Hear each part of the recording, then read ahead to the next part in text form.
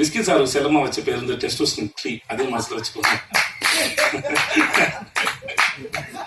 அவர் அதெல்லாம் கூப்பிடுறது விரும்புவாப்புல.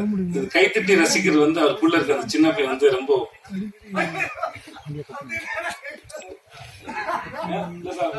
அவரு ஹை இன் ரொமான்ஸ், நம்ம ரொமான்டிக் ஃபீல் அவருக்கு வயசே ஆகலாம். மார்க்கண்டேன் மாதிரி சார். அப்புறம் ஆர்ட் டைரக்டர் சார்,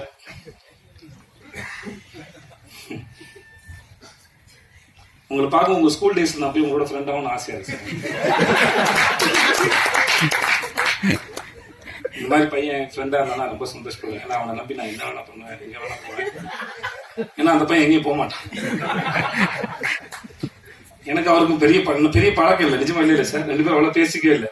நீங்க பேசும்போது ரொம்ப ரொம்ப சமத்து பையனா, ரொம்ப கியூட்டா இருக்கு சார். நோட் புக்ல லேபிள்லாம் கரெக்டா ஒட்டி பேர்லாம் தப்பு இல்லாம எழுதி அந்த மாதிரி ரொம்ப ஸ்வீட்டா இருந்துச்சு சார் பேசும்போது. பாருங்க,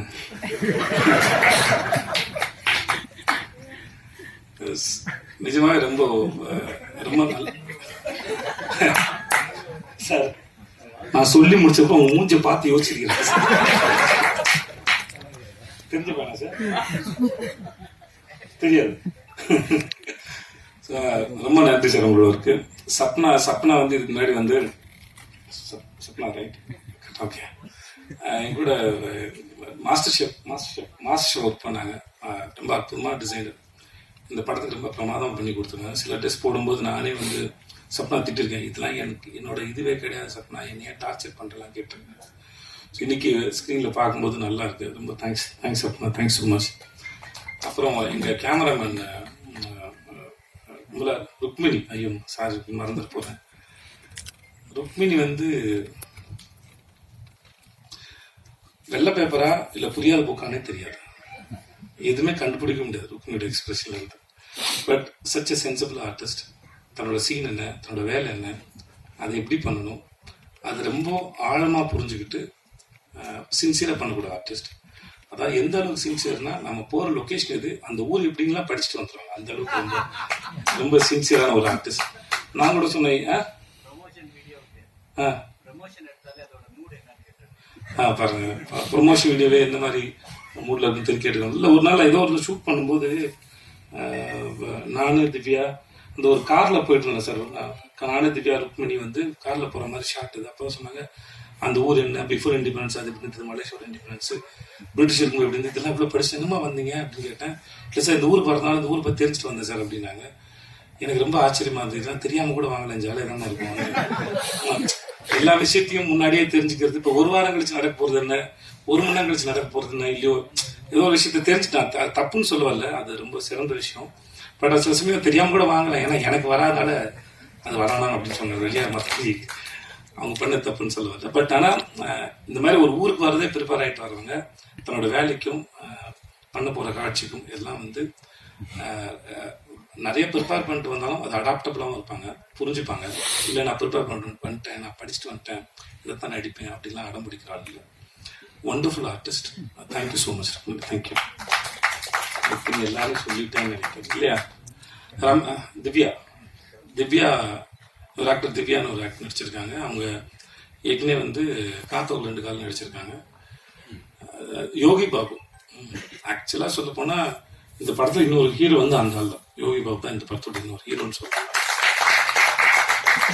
எனக்கு யோகி பாபு எப்பயுமே ரொம்ப ஆச்சரியப்படுது. யோகி பாபு ரொம்ப ஆச்சரியப்படுத்துறது ஏன்னா இவ்வளோ படங்கள் நடிக்கிறாங்க, இவ்வளோ சீன்ஸ் வருது. இப்போ நான் ஒரு பாண்டியராஜ் சார் கூட தலைவன் நடிச்சிருக்கேன், ஜுங்கால் நடிச்சிருக்கேன். பட் ஆனால் ஒவ்வொரு முறையும் எப்படி அந்த மூளை இவ்வளோ யோசிக்குது, இவ்வளோ கவுண்டர்ஸ் போடுது, அது ரொம்ப ஆச்சரியப்படுத்துது. நான் ரொம்ப ஆச்சரியப்படுறேன். அவரோட சிந்தனையும் சரி, அதை என்டர்டெயின் பண்ணுறதாக இருக்கட்டும் சரி. அங்கே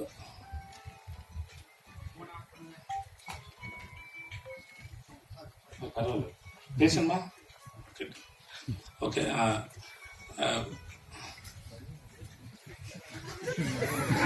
சரி, அவர் பண்ணலாம். அவர் தான் எங்க பிஆர் யுவராஜ், அவர் பண்ணலாம். எனக்கு யோகி பாபு எப்பயுமே ரொம்ப ஆச்சரியப்படுத்துவார். அவரோட ஒர்க் பண்ணும்போது நான் இத்தனை படம் ஒர்க் பண்ணியிருக்கேன்.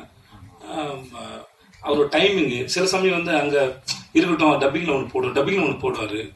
நானே டப்பிங் பேசி முடிச்சுட்டு சொன்னேன் நான், சார் நான் சிலது இம்ப்ரூவைஸ் பண்ணியிருந்தேன்னா சார் திருப்பி வந்து அவரை கூப்பிட்டு படம் போட்டு காமிச்சு திரும்பி பண்ண சொல்லுங்கள் சார், அவர் திடீர்னு ஏதாவது போடுவார் சார் இந்த மனுஷன்.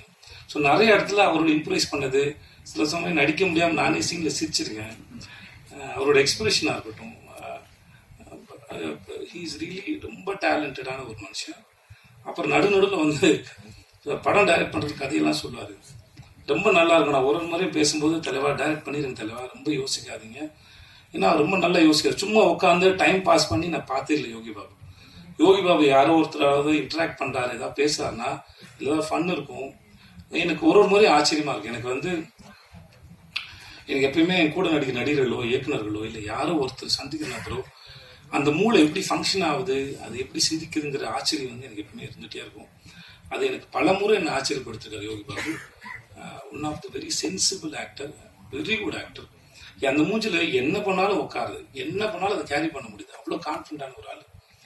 நான் ரீசெண்டாக அவரை பற்றி நிறைய நெகட்டிவ்ஸும் பார்க்குறேன். ஆனால் நான் ஒர்க் பண்ண அனுபவத்துன்னு சொல்கிறேன், அந்த ஆள் வந்து ரொம்ப தங்கமான மனுஷன், ரொம்ப சிந்திக்கக்கூடிய ஒரு மனுஷன், அற்புதமான ஒரு வேலைக்காரர். அவரோட வேலை பார்த்த இந்த அனுபவம் வந்து மிக சிறந்தது. இந்த படத்தோட இன்னொரு முக்கியமான தூண்னு சொன்னால் அது யோகி பாபு நான் சொல்கிறேன். அவ்வளோ பிரமாதம் பண்ணியிருக்காரு. இந்த படத்தில் நிறைய இடத்துல வந்து அருள் பாட்டுருக்காங்க. Thanks to Yogi Babu and Ramya, Divya வந்து ரொம்ப திவ்யா என்ன சப்போர்ட்டிங் ரோல் பண்ணியிருக்காங்க. அது நீங்கள் டிவியில் பார்த்துருப்பீங்க. அவங்க ரொம்ப அற்புதமான ஆக்டர் திவ்யா. இந்த வீடியோ உங்களுக்கு பிடிச்சிருந்தா லைக் பண்ணுங்க, ஷேர் பண்ணுங்க, கமெண்ட் பண்ணுங்க, சப்ஸ்கிரைப் பண்ணுங்க, மறக்காம பெல் ஐக்கானை கிளிக் பண்ணுங்க.